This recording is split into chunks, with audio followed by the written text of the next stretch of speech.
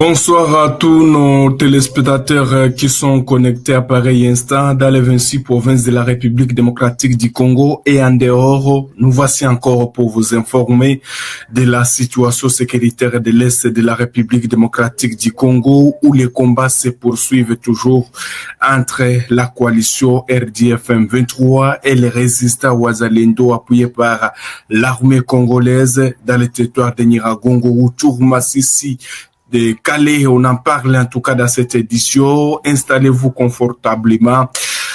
Nous allons d'abord commencer dans le Nord Kivu, plus précisément dans le territoire de Nyiragongo, dans la partie nord de la ville de Goma. Vous devez savoir qu'est-ce qui se passe sur ce tronçon. Vous devez retenir qu'un convoi escorté par les rebelles du M23, soutenu par l'armée rwandaise. Vous devez retenir que Goma, qui est sous contrôle de la coalition M23 RDF depuis le 27 janvier de l'année en cours. Alors, ce convoi qui était escorté par cette coalition RDF M23 et qui prenait la direction de Rutshuru est tombé dans une embuscade tendue par des hommes armés assimilés au Wazalendo dans la localité communément appelée Mwaru. Pour les gens qui connaissent Nyiragongo, voilà, Mwaru, c'est là où donc ce convoi est tombé dans une embuscade des hommes armés assimilés au Wazalendo. Un habitat de Kibumba joint par votre chaîne ce soir et y a requis l'anonymat pour des réseaux de sécurité a confirmé l'incident. Selon lui, plusieurs rebelles du M23 soutenus par l'armée rwandaise auraient péri lors de cette attaque. En tout cas, des images, on ne saura pas vous partager des images et des vidéos qui sont même relayées sur les réseaux sociaux montrant un véhicule lourdement endommagé, tandis qu'un survivant de l'embuscade, il témoigne de la mort de plusieurs donc militaires, dont les chauffeurs du convoi. Vous devez retenir que ces derniers temps toujours des images, vous voulez dire, il y a toujours eu donc des attaques ou des affrontements entre la coalition M23 RDF dans les territoires de Nyiragongo. Vous devez retenir que d'autres sources évoquent la mort de plusieurs officiers du M23, parmi lesquels des soldats rwandais qui auraient été évacués vers le Rwanda après l'attaque de ces hommes armés assimilés au Wazalendo. Pour l'air, aucune revendication aussi, même plusieurs sources pointent les Wazalendo, donc attribuent cette embuscade au Wazalendo. Pour l'air, aucune déclaration officielle n'a été faite par cette rébellion du M23 soutenue par l'armée rwandaise qui occupe la ville de Goma et certaines parties du territoire de Nyiragongo. Vous devez retenir que toujours la ville reste sous contrôle de cette coalition M23 RDF depuis le 27 janvier, comme je l'ai dit même au sommaire. Il convient de rappeler que les affrontements entre les rebelles du M23 soutenus par Kigali et les Wazalendo se poursuivent dans plusieurs localités du territoire de Masisi, Rutshuru, Nyiragongo. Vous êtes donc si on vous rappelait très bien, la semaine dernière des violents combats avaient été signalés dans ces mêmes territoires de Nyiragongo, dans les escarpements de Nyakagina, près du camp de l'endroit qu'on appelle du camp Laké, où le Wazalendo avait encore tendu une embuscade aux rebelles ou à la coalition M23 RDF. Vous devez retenir qu'en tout cas, cette embuscade est confirmée par même des vidéos qu'on ne saura pas donc partager.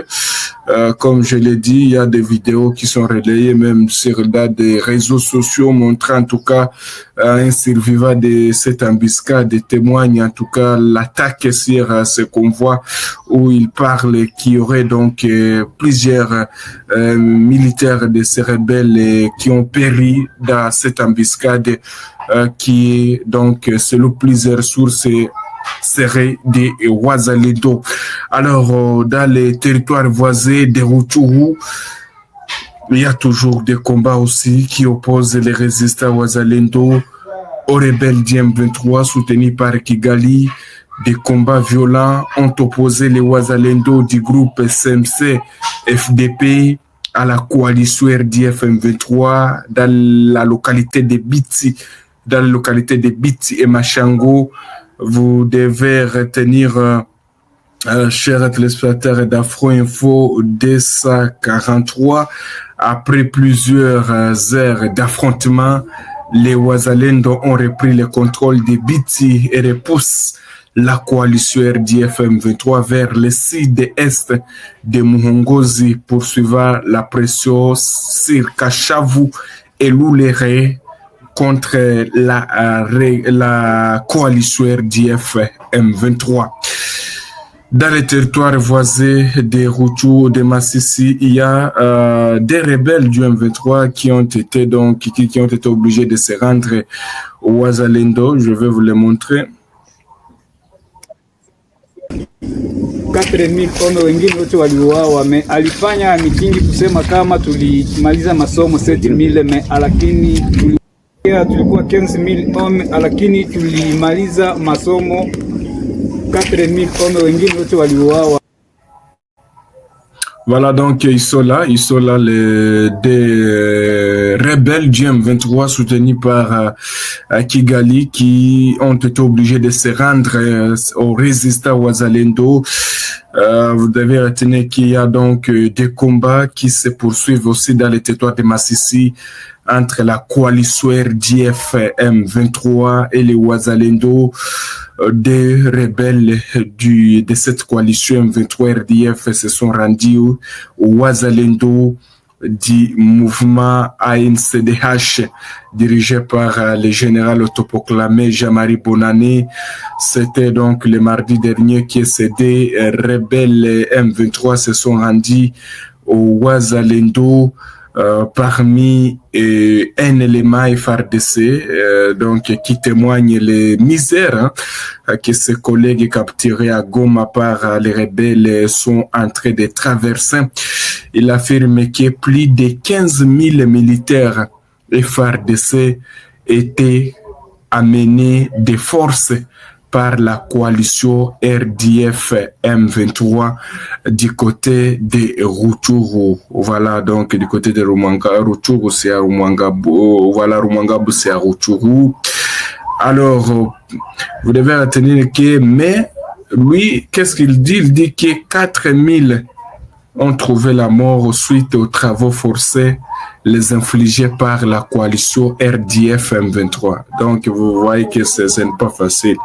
15 000, lui-même, je vais vous laisser d'abord suivre même ces militaires FARDC qui a été donc, qui a eu la chance de fuir et de quitter les rangs de la coalition RDF M23 lors des affrontements qui les ont opposés au Wazalendo.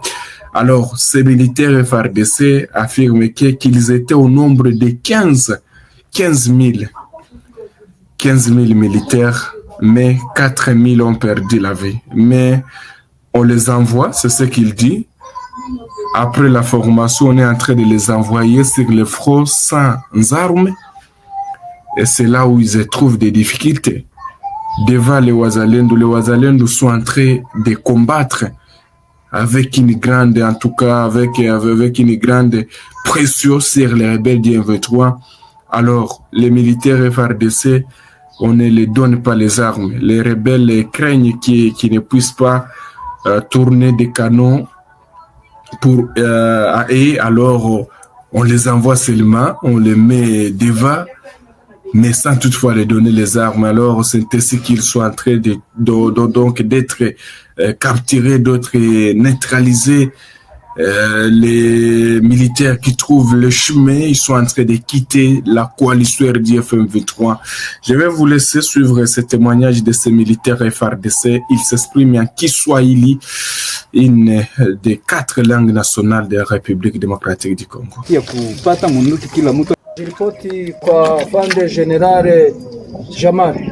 Alafu sisi wa FARDC tulisufrire sana, tulikuwa 15000 lakini tulimaliza masomo 4000 kama wengine wote waliuawa. Alifanya mitingi kusema kama tulimaliza masomo 7000 lakini tuliuawa sana.